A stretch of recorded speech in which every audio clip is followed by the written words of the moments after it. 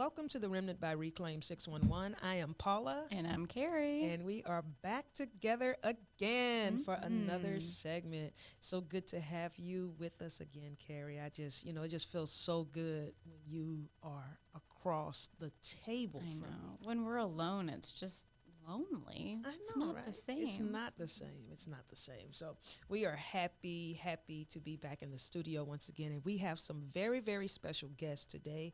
And That we've been trying to get here for 6 months, which we For were 6 discussing. Yes. It was Yeah. my fault. it wasn't COVID. It was pregnancies, right? Yeah. Wasn't my pregnancy. Wasn't mine either. I Actually- mean, I actually, guess it was my all wife's, fingers point. technically. Yes, your wife There and were me. 2 pregnancies involved. Yeah. But we're here, and we have healthy babies that have arrived. So now we can get together. That's awesome. Healthy babies that have arrived, and it wasn't COVID related. So Carrie normally has a story I know, but for our listeners. I'm kind of think I'm not the one that gets to tell the story. You're not the one? I don't know, because she just reminded me of a story. I forgot how we got connected. So we might need to let her tell a story. And who is she? Let's let her introduce herself. Because she's got a big girl voice. Okay. Well, hello. Thanks, ladies, for having us. My name is Sandy Storm. I'm an author, a speaker, and an abolitionist, and I'm serving right now with Deliver Fund as the Director of Strategic Impact. And I have with me today our Executive Vice President, Jeremy Mayhew. So if I can let him say hi and introduce himself as well. Yeah, absolutely. Jeremy Mayhew. I'm the co-founder of Deliver Fund, and so I've been getting engaged in this fight for about the last 6 years. And it's always a learning process, but it's an honor to be part of this team and be in this fight. Appreciate you guys having us on. And Thank the- you. the Thank way you all. The way I met Carrie, a mutual friend of ours who I have heard her interview on your podcast on The Remnant as well, Dr. Tommy Grover, who is a dear sweet friend, She is. she recommended one day that I reach out to the Carries. There were 2 Carries at the time. And after I received that information from Tommy, I had lunch with a sweet survivor sister. And during that lunch, my survivor sister also gave me your card as well, Carrie. Wow. And so Crazy. it was definitely a couple nudges in the right direction. And then we've just been friends ever since. That was several years ago. It was several years I feel ago. like I've held almost all of your kids. I think you have. I think Not just the last one. Not the newest one. Yeah, that's okay, though. We got time. We got time. I know. It was such, I remember it was the other Carrie. I think she called you, or you called her that day, and she was like, you're never gonna believe this. Like, so anyway, it's been so sweet. And then we've been at a conference together before, and I have learned so much from Sandy. And man, I know this is not the platform where we're going to get into your full story, even though I hope as she said, she's a survivor and an amazing, amazing woman. And you can actually, at the end, we'll talk about where they can find Cool. your stories and where they can find you on YouTube, because you don't want to miss it. It's awesome. All right. So we have met Sandy and Jeremy. So can you tell us, either one of you, tell us a little bit about Deliver Fund? I guess they get the mic because I'm the senior person. That's right. So by default, although Sandy is a pretty good ambassador and can say it pretty well. But I would just tell you that from my standpoint, my career was based in doing counterterrorism primarily, right, as a Navy SEAL, then working as a contractor through the intelligence services for our country. And so doing a lot of this stuff overseas based on really counterterrorism and involved in some illicit markets there, clearly. And what we saw overseas, especially Nick, former CIA and former pararescueman for the Air Force, in his career doing the same stuff, saw that there was really no bucket to put intelligence specific to human trafficking in. And so it kind of turned a light on for us that we should take a look and figure out how to solve this problem. And mainly we were looking overseas at the time, but then we started to realize what the problem looked like here in the United States, and also that it's not only the American dollar that drives this market around the world, but it's also the American male.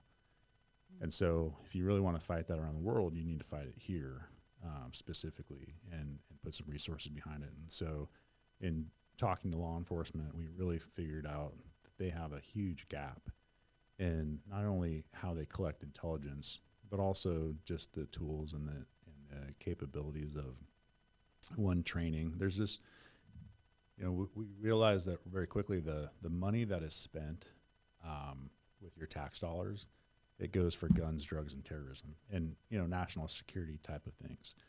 But somehow, as a society, we haven't put human trafficking on that pedestal. Or if we have, to a point, we've got a few things that you probably know. We've got a few things passed through different, state or federal legislation, but then those programs don't even get funded. Like, we're not even putting our real resources behind this. But there was something that we could do very quickly and easily to raise that risk in the market and equip law enforcement with what they needed to be able to be successful, because at the end of the day, it is law enforcement who has the responsibility and the job of not only rescuing victims directly out of this, but also, and equally or more importantly too, is getting their trafficker arrested and prosecuted so that they don't have any victims or have any potential victims in the future. So. Wow, it's intense.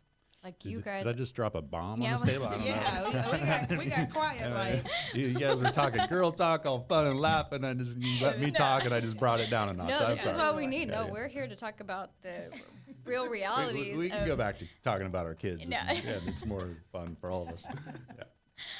No, I mean, when it comes down to, we talk about rescue, organizations that are more rescue and then recovery and rehabilitation and things like that. And what I'm hearing is you're primarily kind of rescue intelligence. Is that correct? Or how would you put yourself in a bucket?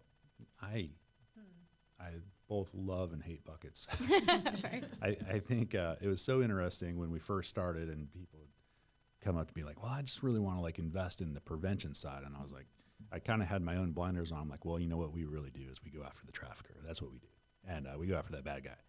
But as you start to realize a little bit more about the market and how you're affecting it and how you're coming at it from all these different ways, I really call it a 360-degree approach is what we focus on now. And we've expanded that out over those 6 years too. So really we're focused on the data and helping law enforcement on the cyber side be able to identify where this is happening. And as you guys know, our headquarters is in the old Backpage.com. I know. So explain right? that to the listeners a little bit. I wanted to go So into that. Backpage.com was the largest purveyor of sex advertising, right? I mean, so what looks like an escort ad, which is actually most of those were at a minimum, probably prostitution, right? We call that.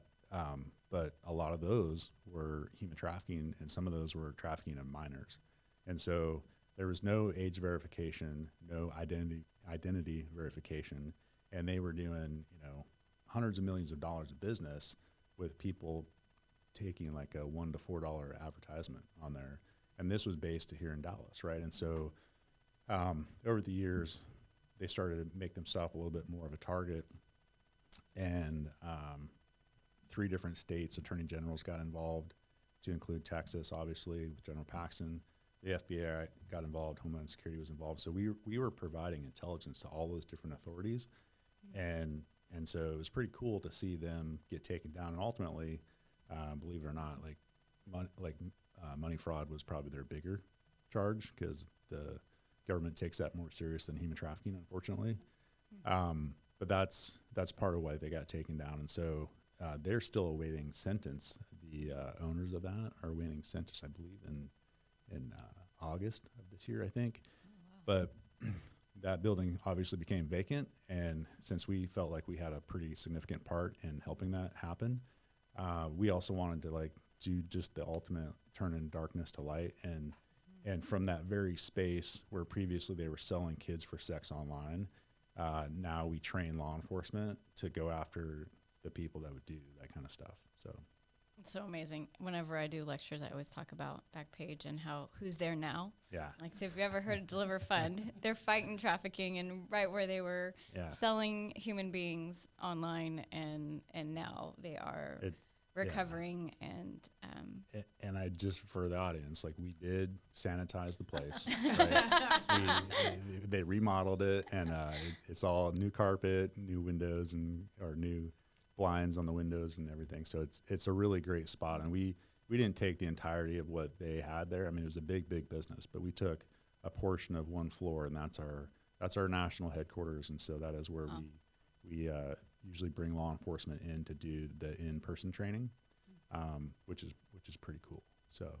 And I don't even remember what the first part of your question was that you asked me now. So. No, I was just, I kept asked thinking. what is Deliver Fund? What is Deliver Fund? Well, that's it. So we do, yeah. So back to the 360-degree approach, right? Because we know that there's organizations out there that do a really good job on the rehabilitation side, right? And that's not our forte really at all. However, Sandy can talk about the program that she's developing that kind of is the next level for that. Like once they've already gone through to get stable, she's got a really cool program. She's working on that. But other than that, we do focus on the trafficker. But in doing that, you're also going to catch some of the demand side up in that. You're also going to free the victims, and you're going to raise the risk in that illicit market so that those guys who are committing that crime, which is the storefront, they really think twice about being in that business, because you start to hold them accountable and prosecute them successfully. And so like that's that's part of it. There's, I should probably let you guys ask more questions. So just me talking. No, you're good. But the other piece that I think is really, really important is, besides training law enforcement and prosecutors, is actually the problem has gotten so big that we actually can't at this point arrest our way out of this problem. Wow.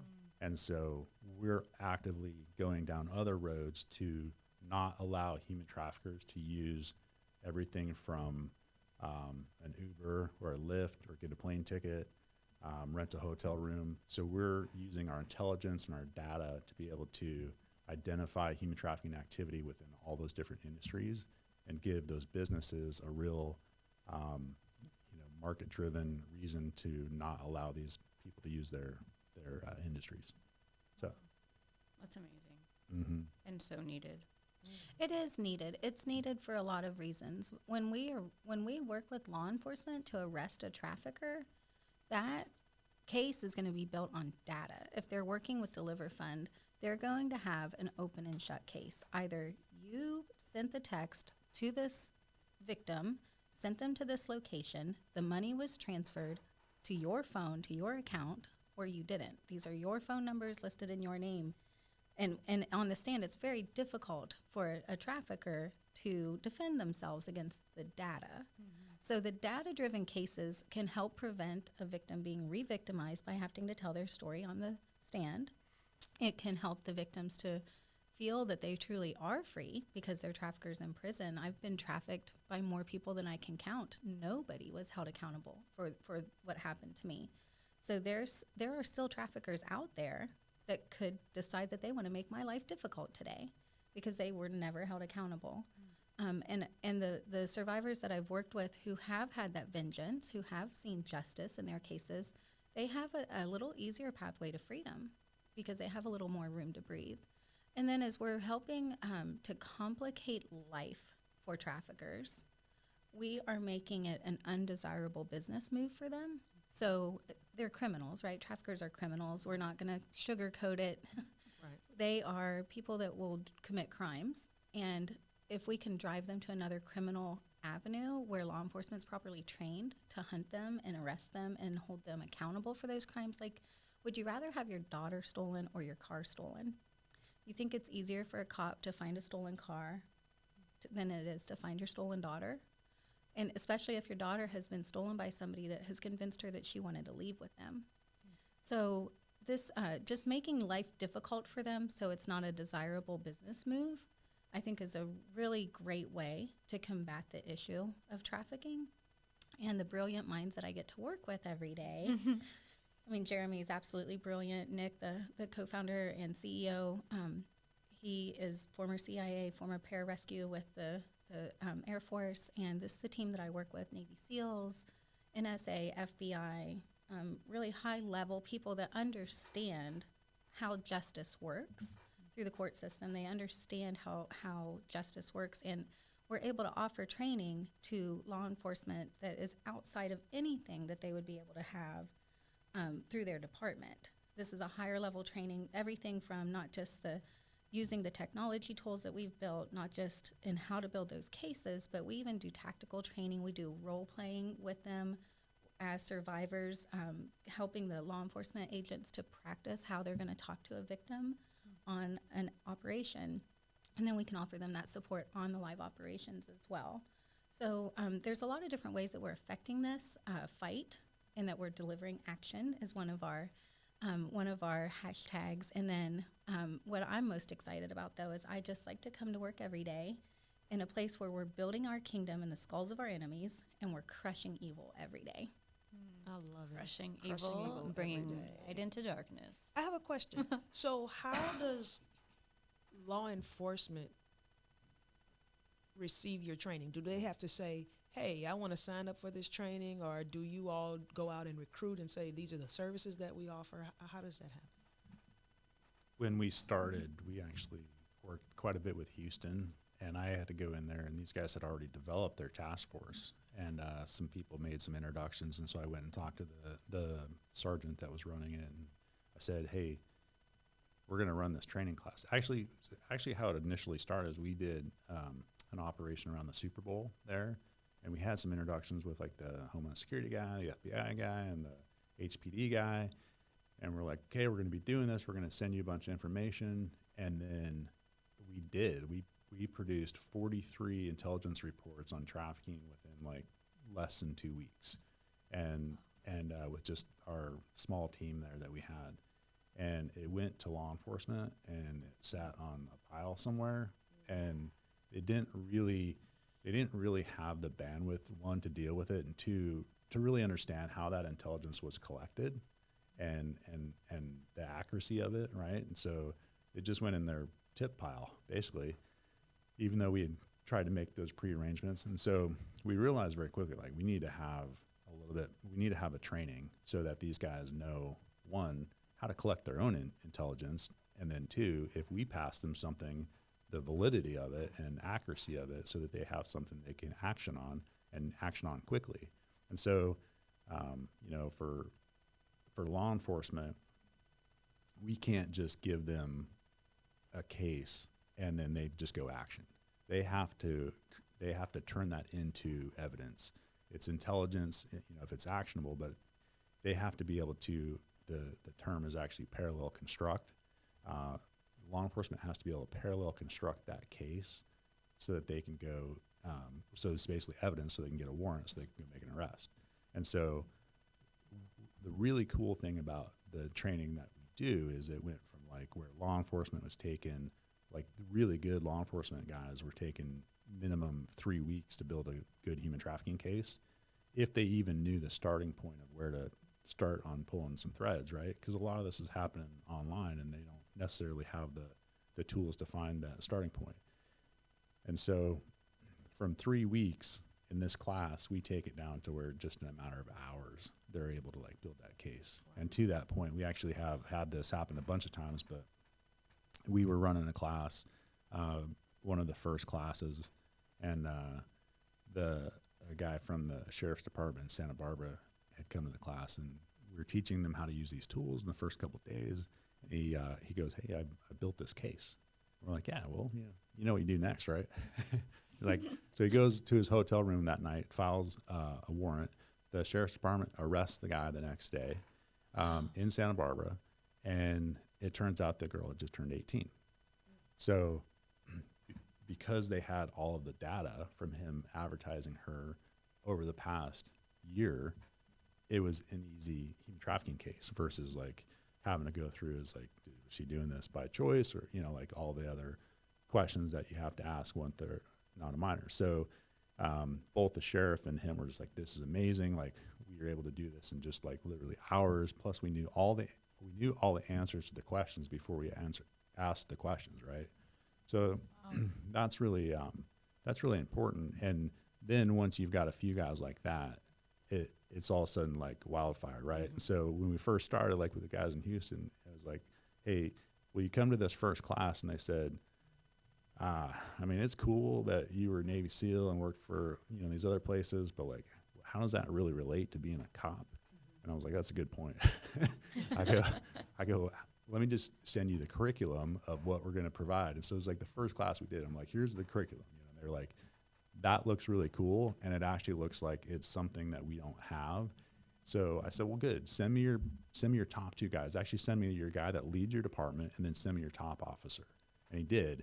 And it was just from there, it's been to the point where now we actually have one of our analysts embedded with their task unit because we have such a good relationship with them.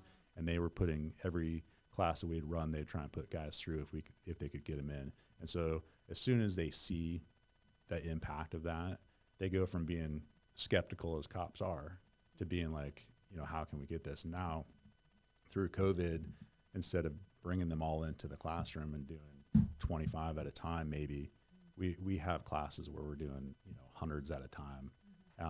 Now, granted, it's not the full scale class because it's not in person. We don't get to do all the interaction stuff Sandy was talking about, but they get the technology and the methodology training, and so we have like backed up list of people waiting for that. So Wow. I mean, some of the perks of COVID, right, have expanded some of our platforms, right? Because we've had to pivot, I'm going to use your word, Paula, and figure out how to continue this education and stay in the fight, even with all of the things that COVID threw at us. Barriers. Yes, barriers. That's a good word. So, Sandy, Jeremy said that you are an ambassador, a great ambassador. But I know you gave us your title. Right, Director of Strategic Impact. Director of Strategic Impact. And you are the Director of Strategic Impact, possibly, I'm sure, because you are a survivor. That's part of the reason. That's part of the reason. You know, I've been in the space, in the justice movement since '09, so I've seen a lot.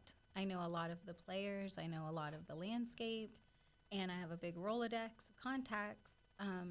But as a survivor, I do have an understanding of the trafficking world that even the best law enforcement agent who's participated in a lot of arrests and justice for traffickers is not going to have. So I think because one of the questions that Carrie had asked earlier was about are we like a rescue organization?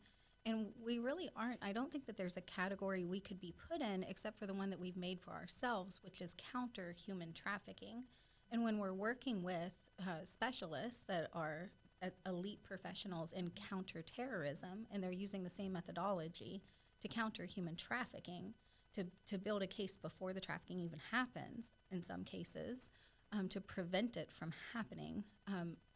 We don't really kick down the doors, but sometimes we're invited to go with law enforcement while they're doing that work. And part of the job that I get to do is sometimes to be there to help talk to the victims that are recovered.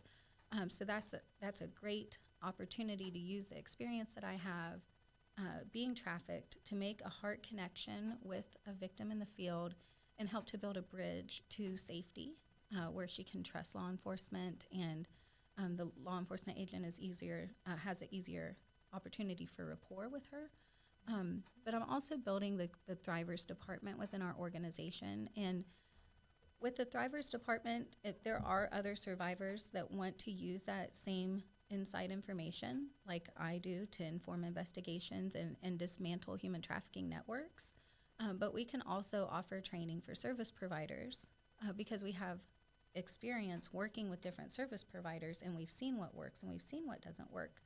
So we can help to train service providers not only to give better service and more comprehensive wraparound service to the victims, but also train those service providers how to talk to medical professionals and how to talk to law enforcement agents and how to kind of speak that same language so that we're able to give better service to trafficking victims, so that we're able to deny more territory to traffickers.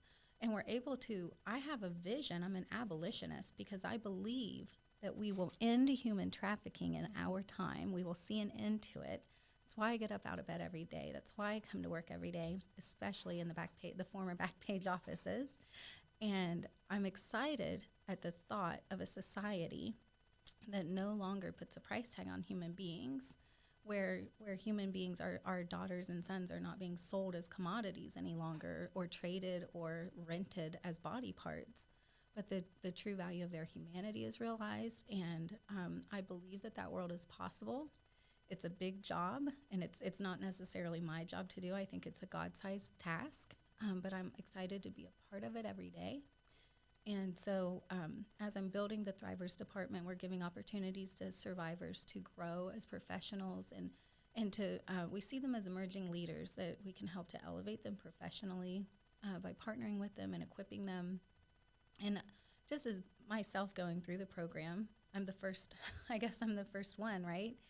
They've helped me grow. The team that I work with has helped me grow quite a bit and develop my professional skills, and equipped me with tons of training and tools. And so the sky's the limit. And I think the Thrivers department, as we grow it, is going to really be helpful and instrumental to survivors having an opportunity to really do more than they even dreamed possible.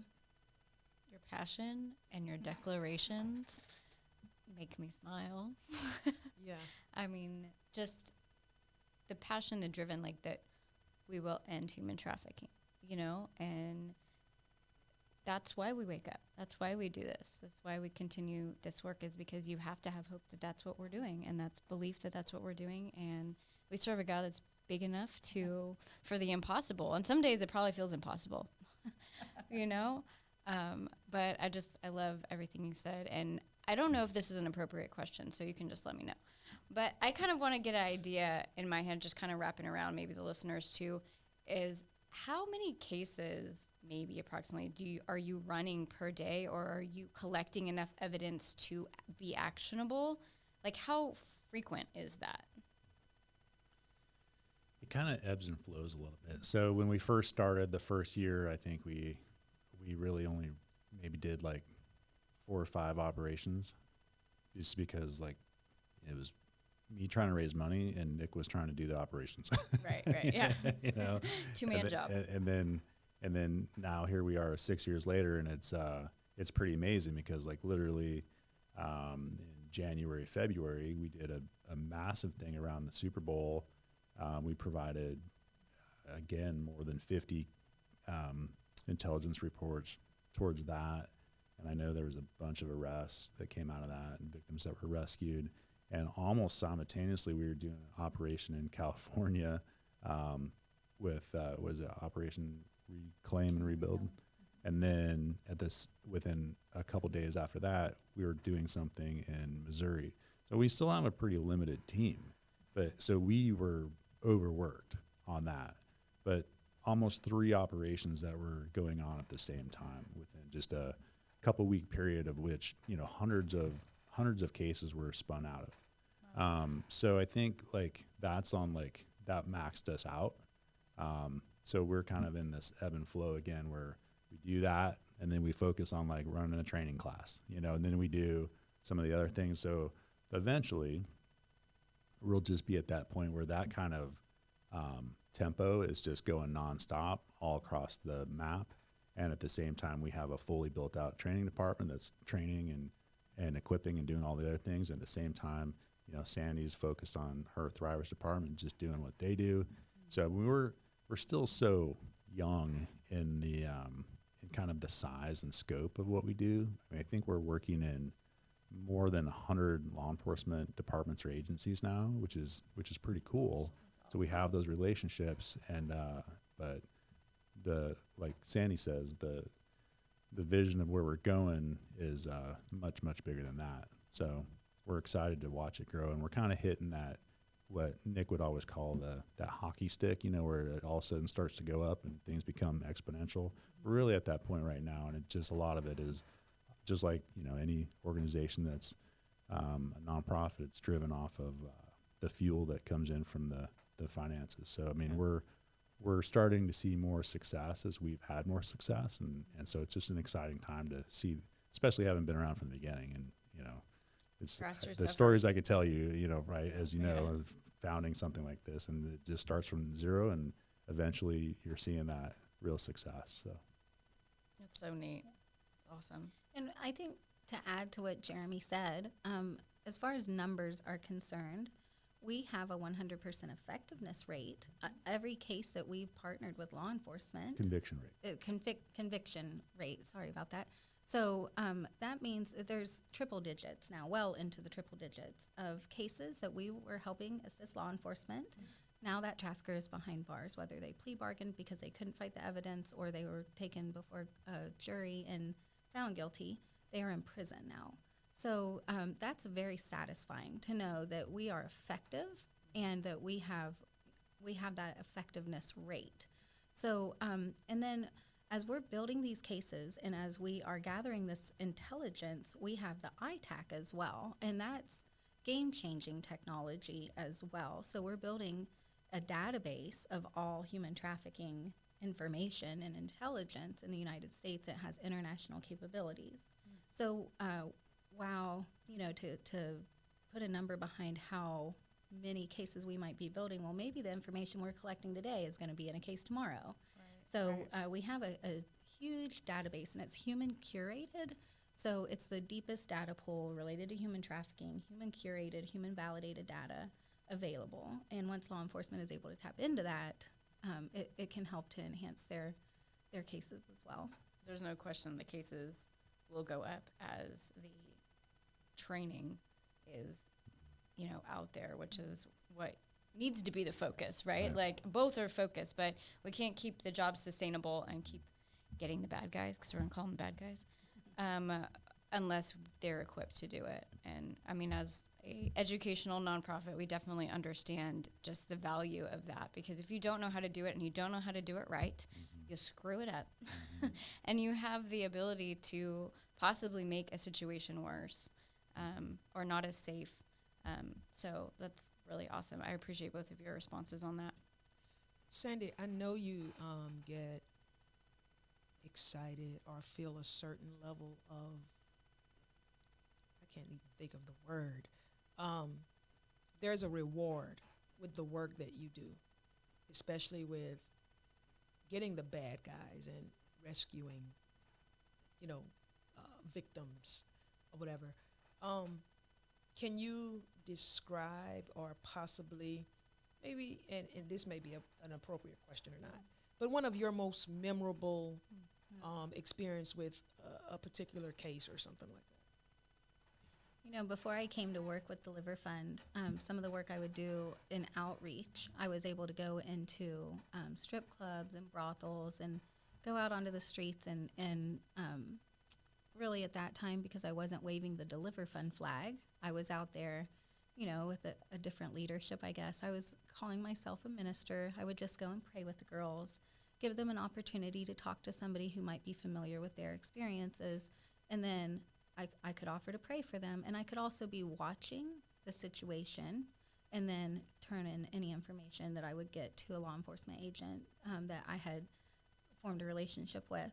So there's been a lot of encounters that I've had with girls who were being trafficked at the time, but none as rewarding as being in the hotel room during a recovery while law enforcement is recovering a victim and being able to sit across the room from a girl who has no way to leave the situation she's in. She's hopeless and helpless and desperate and can't see a way out. And if I can sit across the room from her and tell her, I might be familiar with what you're experiencing, and I found my way out, and I can help you find that way too, or I know people who can help you to find that way out. And then to know that she really does have the protection, and she really does have the ability to see her trafficker receive justice is just, it's not something I can even put words to.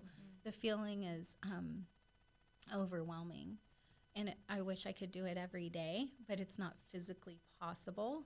And I was on an operation with Deliver Fund I think I was there for 18 hours in the hotel room, completely jacked on adrenaline every moment the whole time, and it's amazing. But as great and rewarding as that is, the long-term solution is it happens behind a desk and looking into a computer screen probably is going to be more of the long-term solution.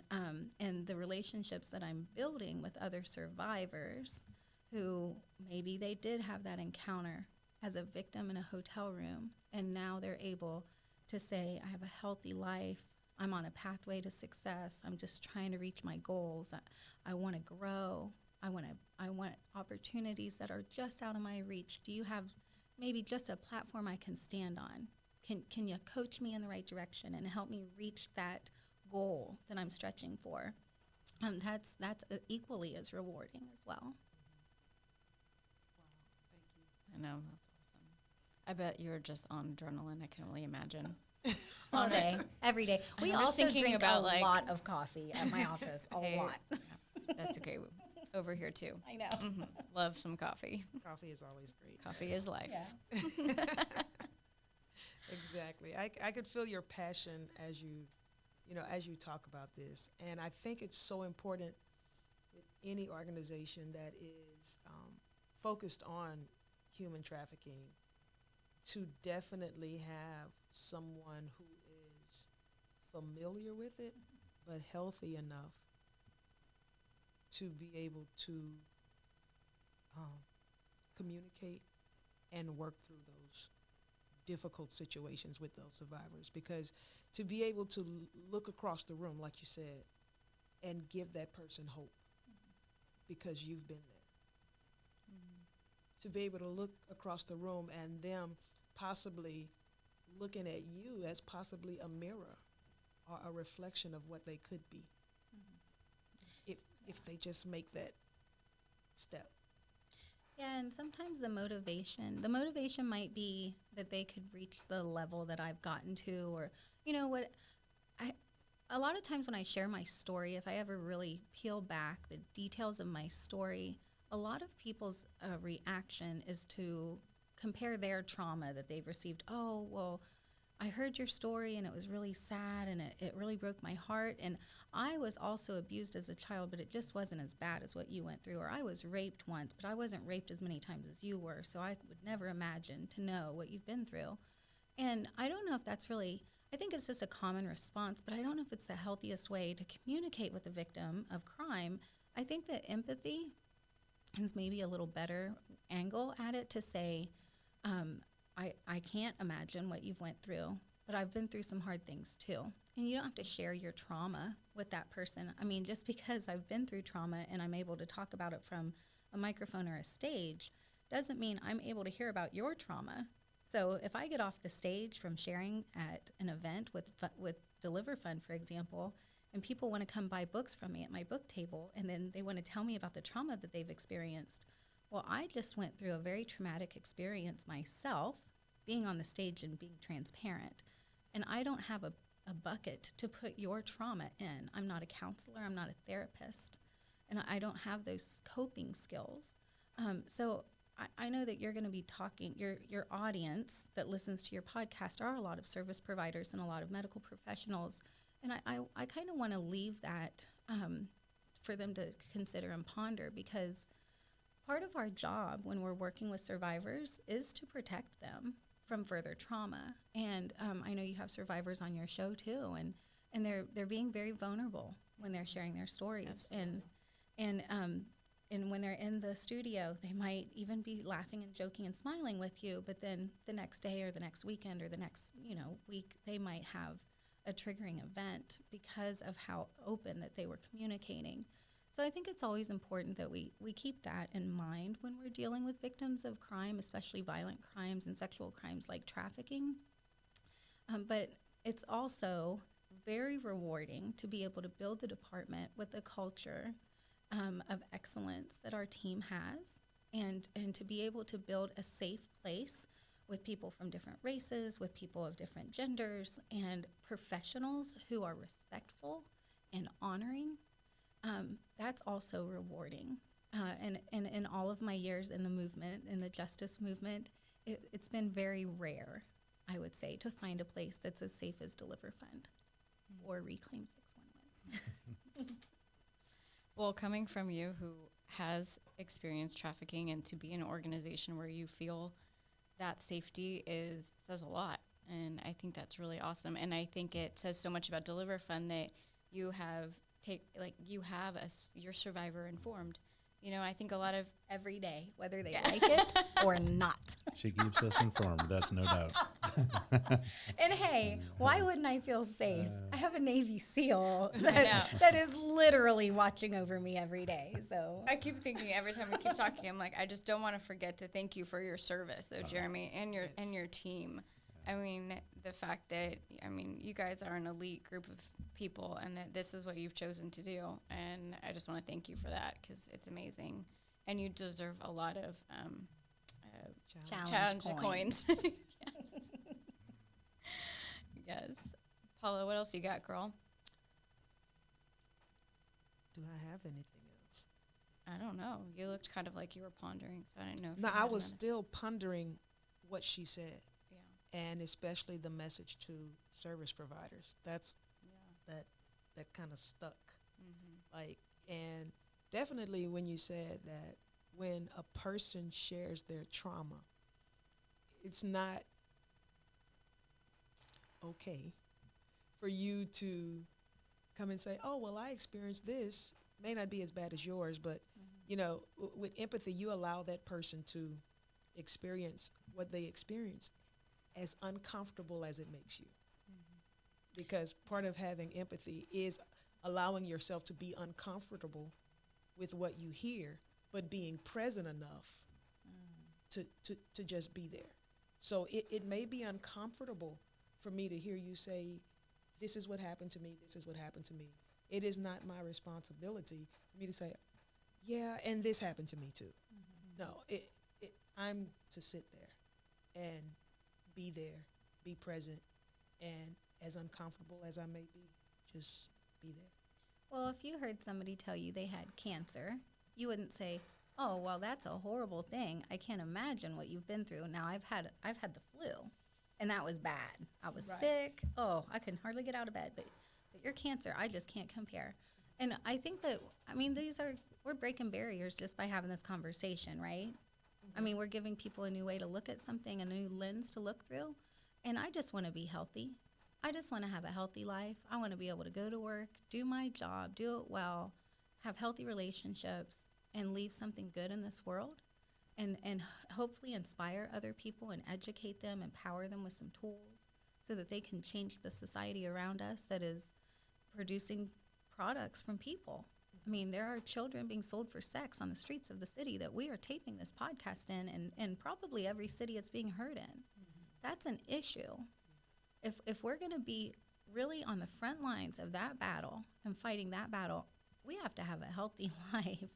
And part of my healthy life is surrounding myself with people that are going to partner with me moving forward and walking forward, not partner their trauma with my trauma. You know what I mean? That's good. So as you're building these relationships as a service provider and as a medical professional, as y'all are building these relationships with these amazingly resilient, talented, brilliant survivors who have overcome so much already. I mean, what they've lived through, we can't imagine, right? Right. The sky's the limit for somebody who's lived through something like that. They're still alive because they have a purpose. They have a reason to be on this earth. And so as y'all get to partner with them to watch their healing journeys, and you're the coaches to get them, through those processes, I just want to encourage you that they're seeing hope in your eyes. They're seeing hope from your life. They're looking at your marriage, your healthy marriage, and all those happy kids, saying that's a goal I have. Most of the time they're crying. They're Just kidding. They're listening to that smooth radio voice, and they're saying, "Ooh, I wish I could get in front of a microphone like that and talk on the radio." I mean, y'all are inspiring and motivating as well. So be encouraged. Thank you so You're much. so encouraging. Yeah. I miss you, friend. Me too.